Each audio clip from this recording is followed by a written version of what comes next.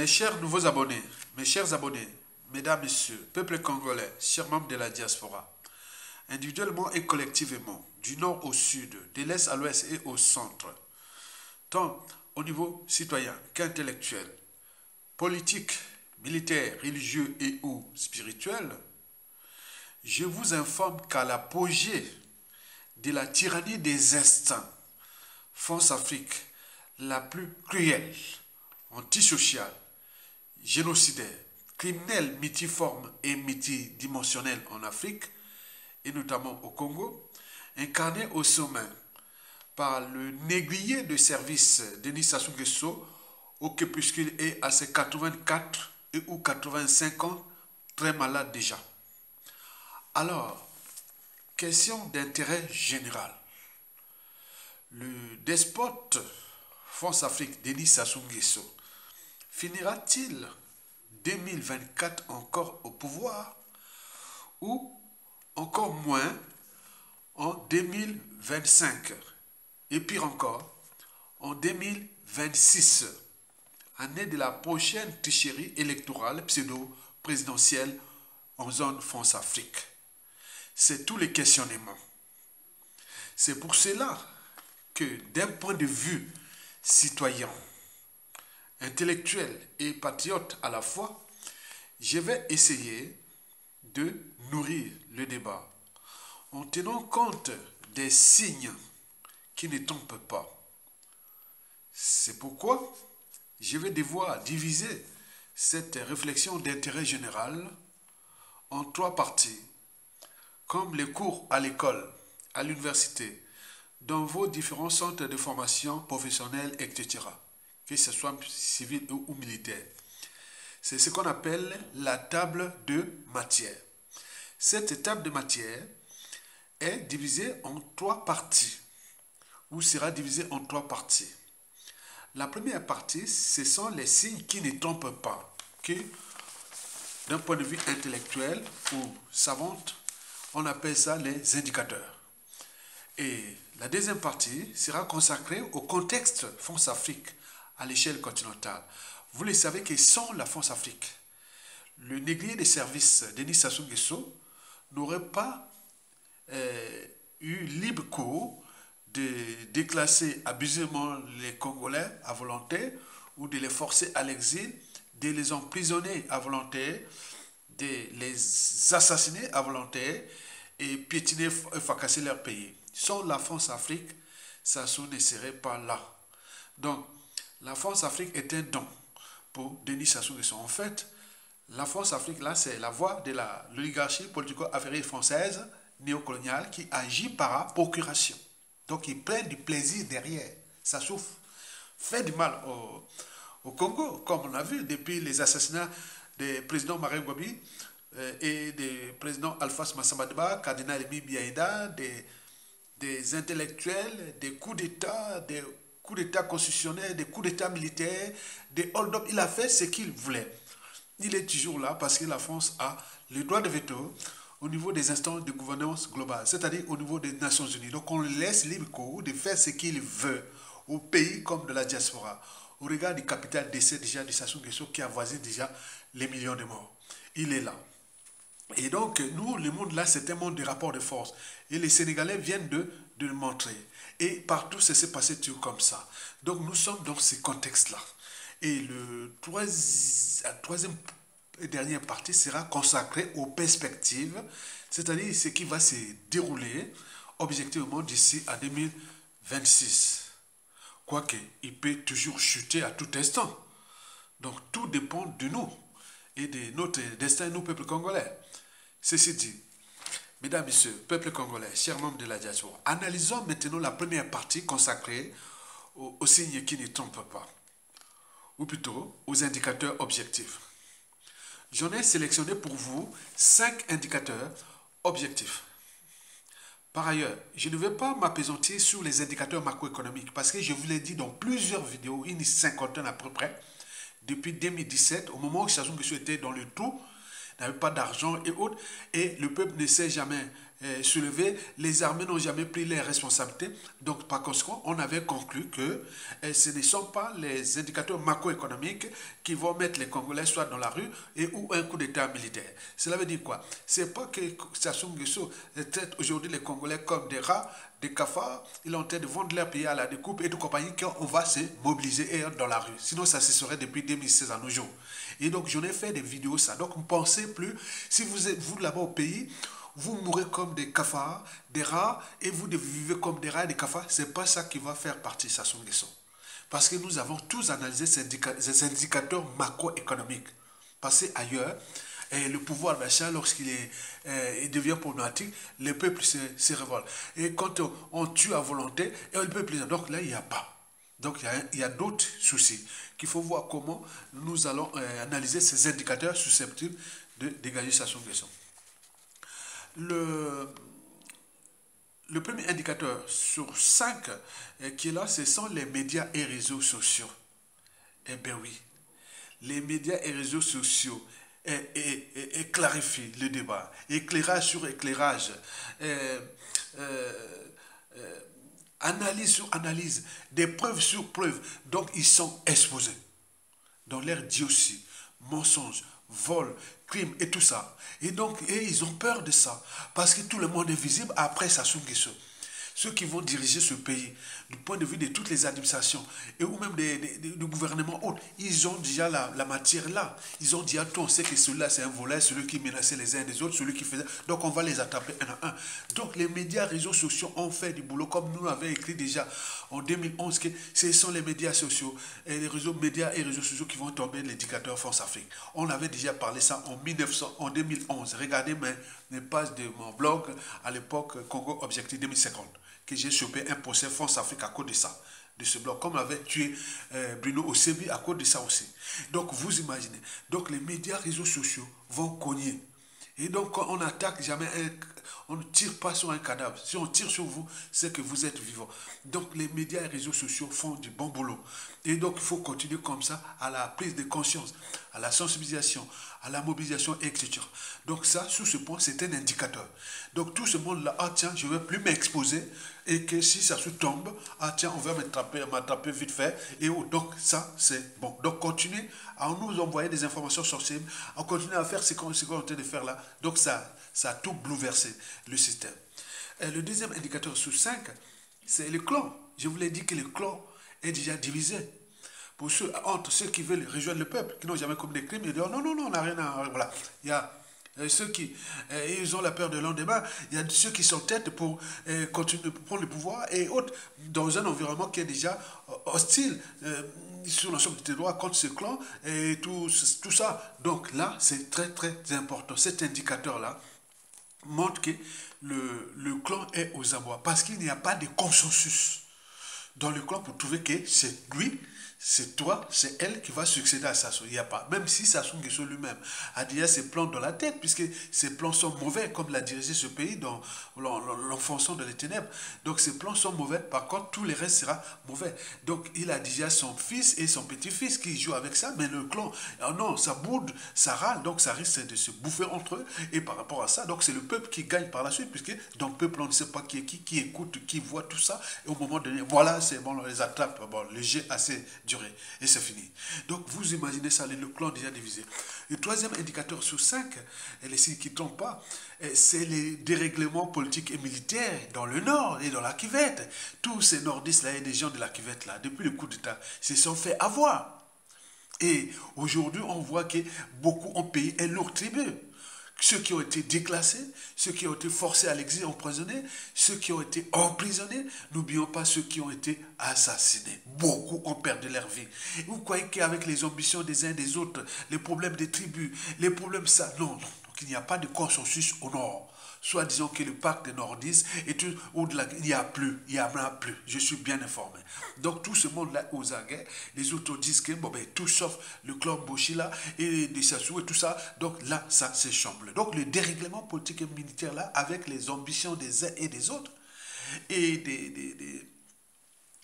comment on appelle ça, de la situation, des opportunistes et tout compagnie, on ne sait pas là où ça va se déclencher.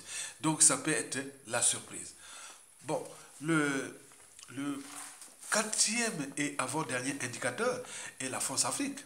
Eh bien oui, on vous l'a dit que sans la France-Afrique, ça ne serait pas ce qu'il est.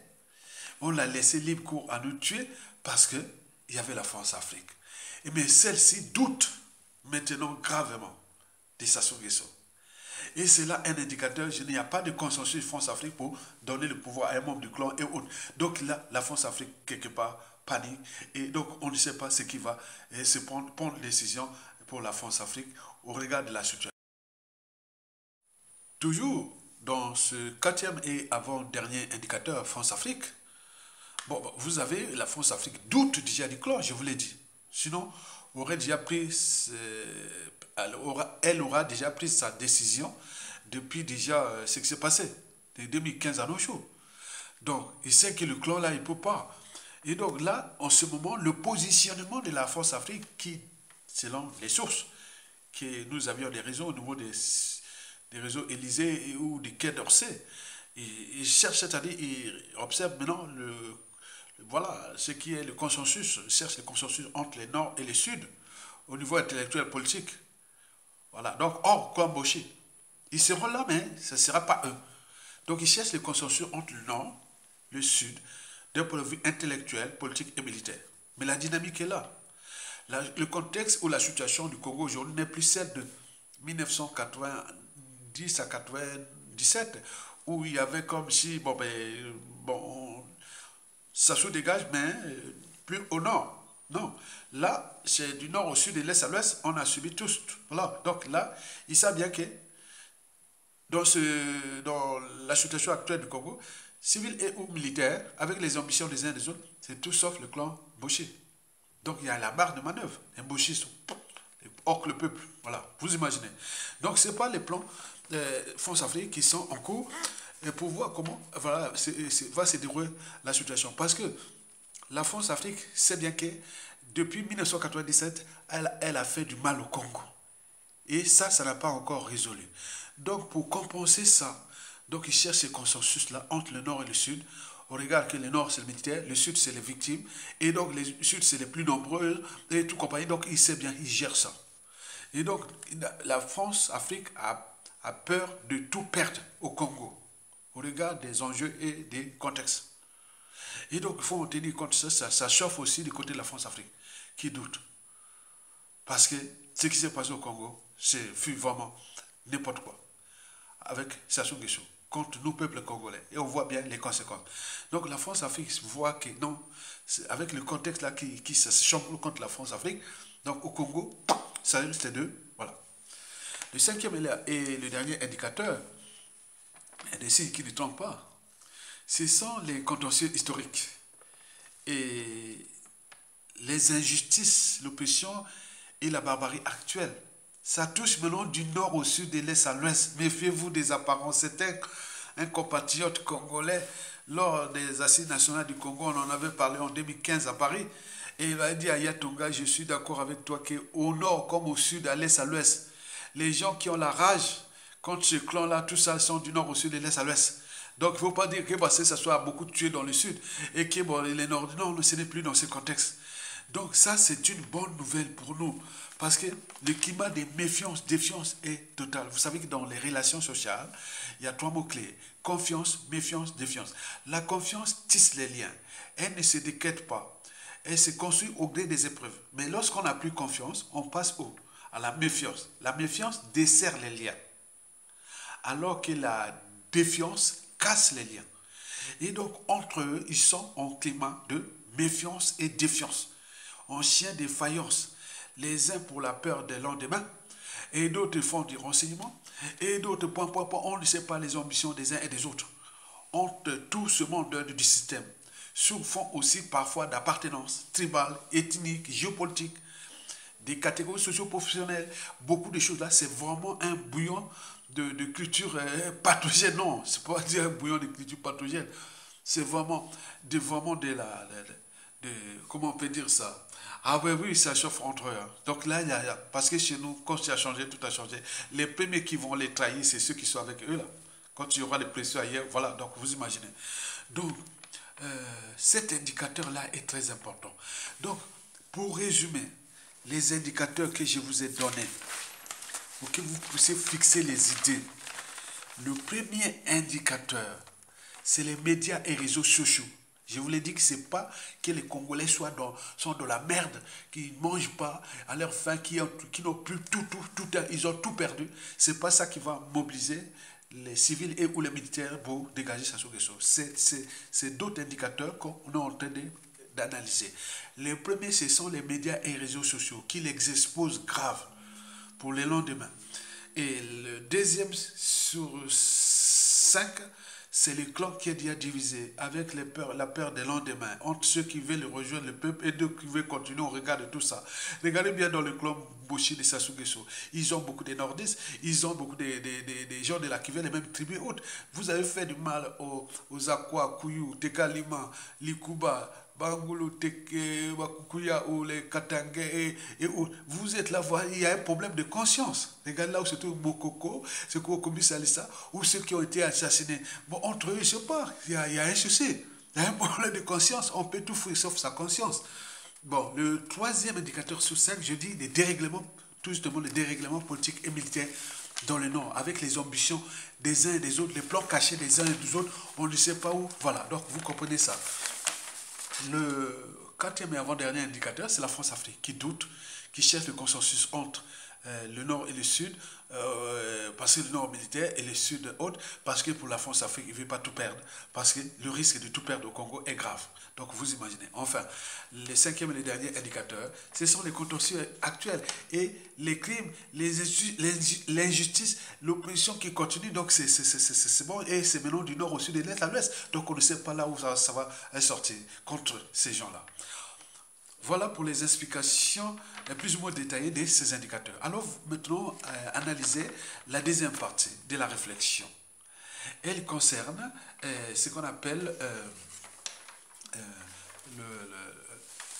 le contexte France-Afrique. Vous voyez qu'à l'échelle continentale, la France-Afrique est dans la merde. Hein? C'est comme l'épidémie. Et donc, les pions de la France-Afrique sont en train de tomber comme des quilles dans un bowling.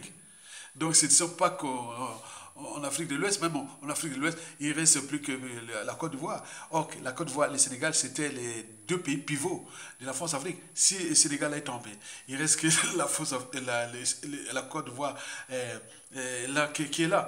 Donc là, si ça bouffe, donc la France-Afrique est en difficulté. Donc, la doctrine de Macron, c'était faire des coups d'État préventifs pour désigner comme la fois au Tchad, au Gabon. Mais là, la situation du Congo, ils ont vu nos analyses, les indicateurs, non, ça risque de tenir quelque chose qui sera problématique. C'est pour cela que la France-Afrique temporise au Congo, et donc il suit ça comme des temps encore. Et donc il regarde Sassou Nguesso comme un chien de faïence. Donc méfiez-vous des apparences entre le maître et l'esclave, et entre le contre-maître et le maître, et donc c'est ça. Donc les gens là, quand ils trahissent, sont scrupules. Donc les Sassou et les Nguesso, le clan là, au moment où ça chamboule, ils seront vraiment copieusement trahis, comme voilà. Donc vous imaginez. Donc là, le contexte France-Afrique n'arrange pas le régime de Brazzaville. Et donc là, il s'inquiète. Il s'inquiète, est-ce qu'on va finir 2024? Est-ce que 2025? Est-ce que 2026? Est-ce que ça va bien se passer? Vous le savez que dans ce genre de situation, c'est souvent le fait psychologique. Parce que historiquement, la chute de la plupart des régimes comme ça, c'est fut comme un effet psychologique. Et donc on vient comme ça, bon ben après on se décide, on ne sait pas ce qui se décide. Et bon, le fait psychologique peut engendrer une mobilisation ou une crise d'État ou un coup d'État ou une insurrection. Tout c'est un effet psychologique parce que le fruit est mûr. Il ne reste plus que le vent et tout ça. Donc 2024, là, nous avions peut-être la santé du régime, du despote. 2025, on ne sait pas ce qui va se passer au regard du contexte France-Afrique et de tout ça. Et 2026, élection, quoi, pourquoi faire et quoi. Voilà, donc il y a tous ça qui sont là. Donc vous imaginez. Donc, vous savez que dans la nature, hein, les lions, ils regardent la proie qui les affaiblit. Voilà, donc c'est ça. Donc entre eux, ce n'est pas des amis. Hein. Donc là, c'est des opportunistes qui sont là, qui guettent le régime. sur fond d'appartenance déjà intellectuelle, politico-militaire, ethnique, géopolitique et aussi d'intérêt général. Et d'autres, ils ont dit que cette fois-ci, nous sommes dans une situation, dans la situation où on dégage sa sous-question, on sort ces clans-là, on peut avancer de ce pays parce que du nord au sud, de l'est à l'ouest, on a tous subi de ce régime. Et donc là, on veut les dégager sans scrupule. Voilà pour l'essentiel du contexte. Maintenant, nous allons voir côté des indicateurs, côté des perspectives. Il y a 3 perspectives. 2024. Vous savez qu'il a roulé la jeunesse dans la NAS, voilà. Donc il a dit qu'il allait développer beaucoup de l'emploi, la jeunesse. Là, on est au mois de fin mars, il n'y a pas d'emploi créé. Le pays est dans la merde. Donc là, il a roulé la jeunesse dans la boue. Et la jeunesse sénégalaise, vous voyez comment elle a dégagé Macky Sall, l'élève de Denis Sassou Nguesso, et qui aujourd'hui va être dans les soucis, il sort par la petite fenêtre. Donc vous voyez déjà ça. Même le grand maître qui a donné ses cours à tous ces gens-là, beaucoup de ces élèves ont fini toujours très mal. Les Alpha Condé, les Macky Sall et tout. Donc, les perspectives de 2024 à 2026 sont les suivantes. Donc 2024 là, nous allons suivre déjà ce plan pour la jeunesse. Donc il n'a pas de... Voilà, donc il les a roulés dans la farine. Voilà. Et deuxièmement, sa santé est mauvaise et il y a beaucoup de gens qui regardent les militaires, et ils ont mission, les écuries, des gens disent non, non, on ne peut pas continuer à Nantes. Partout ça bouge, nous sommes là en train de temps 2026, pourquoi? Donc on ne sait pas ce qui se passe là-bas, à l'intérieur des officines militaires, à l'intérieur de... Parce que la situation de la fête, ça c'est militaire, ou la rue. Il n'y a pas élection. Élection, ça veut rien dire. Donc, 2024, là, il ne va pas tenir tous ses engagements comme il l'a dit, il n'a pas fait depuis la nuit des temps. Donc, il faut en tenir compte de ça. Donc, il est aux abois parce que tout est démasqué au regard de tout ce qui précède, c'est-à-dire des indicateurs, du contexte, et aujourd'hui, les perspectives sont là. Donc, nous sommes en bonne voie. Et donc, suivant le régime, comme on suivait les laits sur le feu, elle diable tout terrain. Et donc là, voilà. Donc, il y a un moment donné, il va arriver quelque chose, peut-être d'ici la fin de l'année. Parce que beaucoup de gens pensent que, ah non, on ne va pas laisser, ça soit, ils sont encore là, 2024, pourquoi faire encore? Avec le mal qu'il a fait dans ce pays, avec tout ce qui ont été d'hypothéquer toutes les générations congolaises, hypothéquer un pays. Mais comment? Nous n'avons pas de cerveau, des bras, des hommes et autres pour les dégager, alors qu'aujourd'hui, on a tout le monde, du nord au sud, de l'est à l'ouest, tout sauf lui. Et donc là, 2024, on ne sait pas, à tout instant, ça peut arriver, peut-être avec un coup de main de la France-Afrique qui pense que, ah oui, il faut changer de paradigme, donc accompagner le Congo pour la libérer, pour qu'on sorte de là, pas dans un climat de tension contre la France ou la France-Afrique. Parce que le Congo est un pays très stratégique d'Afrique centrale, du bassin le plus riche d'Afrique, le bassin du Congo. Et donc, vous imaginez, 2025, c'est le Congo pays submergé en 2025. Parce que ça avait dit quoi? Le Congo pays émergent en 2025. Mais qu'est-ce qu'un pays émergent? Un pays émergent, c'est là où on est à l'éducation, la culture, la santé, les infrastructures, les transports, l'emploi, les cadres de vie et tout compagnie. Quand on va voir le Congo là est submergé en 2025, donc par conséquent, ça n'aura plus de marge de manœuvre de parler que pays. Voilà qu'est-ce que vous avez fait avec tous ces argent, tout l'argent que vous avez volé. Le Congo en 2025 sera déclassé très loin avec tous ces moyens colossaux et qu'ils ont volé, qu'ils ont... Attends, c'est pas possible. Pays émergent en 2025, qu'est-ce que ça se va encore trouver comme formule, comme dit Anatole Colino Makosso qui parle de émergence en 2031, mais c'est quoi? Vous continuez à rouler les gens comme ça?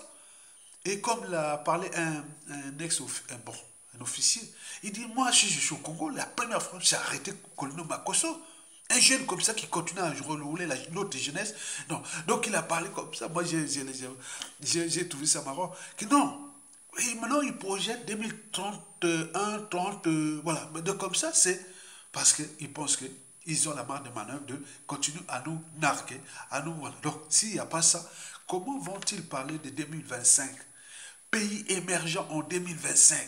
Attends, c'est pas possible. Il est où? Le pays est somalisé, dans les quarts montent.